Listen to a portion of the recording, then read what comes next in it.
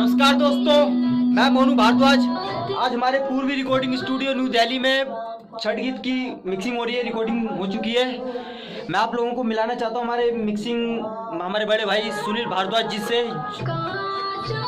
तो आइए एक बार मिलते हैं उनसे।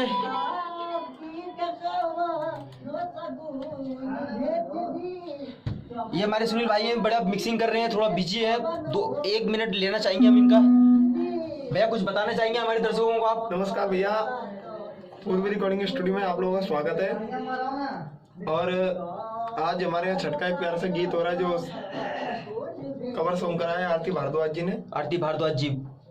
और गाने का बोल है कांच ही बांस के बहंगिया। तो ये गाने का मिक्सिंग हो रहा है और कल सुबह तक आप लोगों के बीच में गाना आ जाएगा। भैया एक लाइन क्या आप सुना सकते हैं या कुछ बोल आप? कांचा ही बांस के बहंगिया, बहंगी लचकात जाए।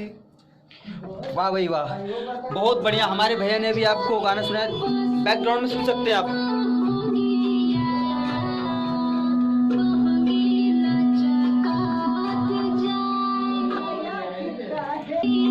दोस्तों आपको ये गाना कल सुनने को मिलेगा मटरू म्यूजिक भोजपुरी पर।